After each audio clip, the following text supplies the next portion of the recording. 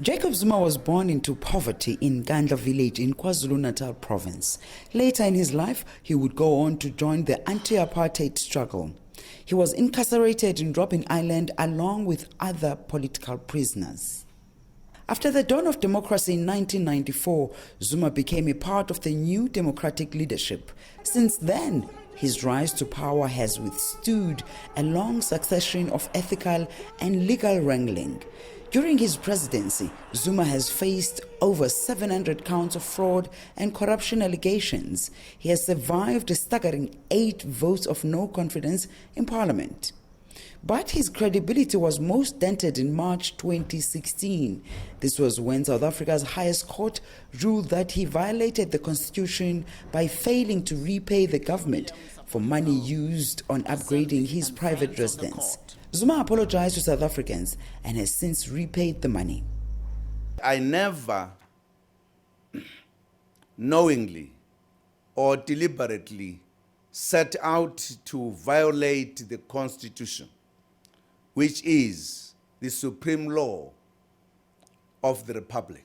The matter has caused a lot of frustration and confusion, for which I apologize on my behalf and on behalf of government.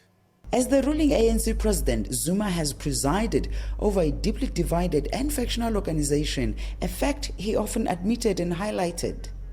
The scourges of factionalism, gatekeeping, ill discipline, membership buying, and infighting continue to afflict our movement.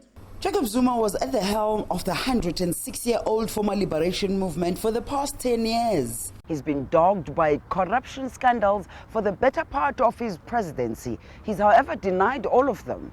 At least one analyst believes that Zuma's presidency saw the destruction of state-owned entities, escalating deep corruption practices, and the regression of the nation-building project. The worst has happened in South Africa. We do have a state capture that is not being fully investigated. We are seeing allegations of corruption doing the rounds. I don't think it could actually get worse. The reality is that South Africa's politics is in paralysis currently.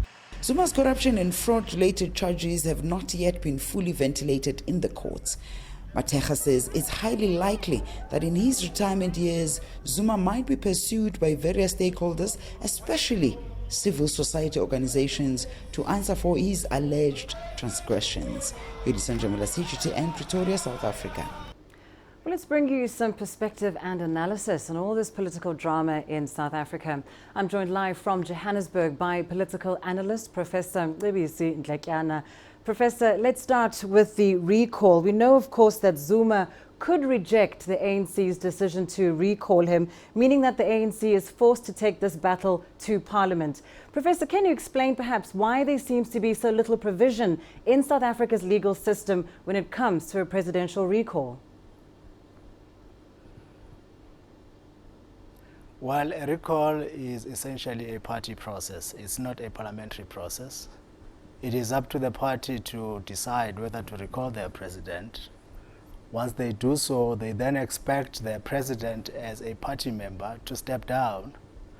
But Parliament or the Constitution doesn't feature at all in that process. If he declines to step down, then it means that that process will have to go to Parliament, where they then table a motion of no confidence in the president. So a recall really, it's a party business, not a parliamentary business.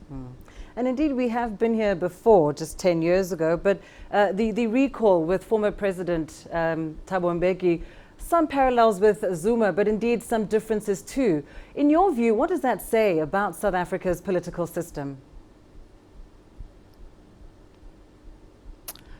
Well, it shows that there are problems within the ANC. There's a lot of turbulence, there are factions. Jacob Zuma has caused a lot of problems for the ANC.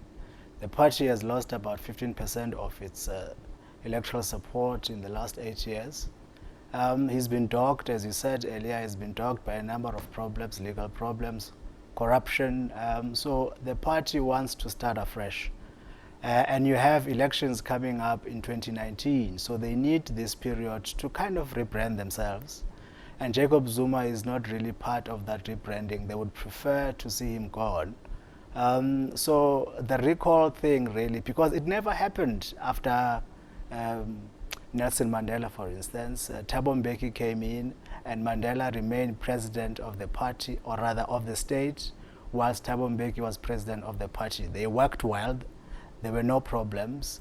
It only started in 2008 when the new leadership under Jacob Zuma decided that Thabo Mbeki was not cooperative with the party. They then decided to get rid of him. So it's simply a reflection of problems within the party, factions that are not getting along.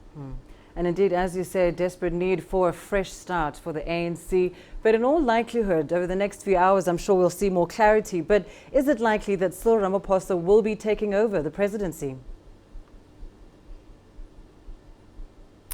It looks quite likely, and I think the ANC is quite keen to have Cyril Ramaphosa to start as early as possible, because Cyril has a new agenda, an agenda of change. So it would be good for the party to implement that agenda as soon as possible, because you have elections really in about 13, 14 months from now, and the brand of the ANC has taken quite a knock. So they do require a little bit of time to introduce changes, to restore confidence in the party, to show the public that this is a new ANC.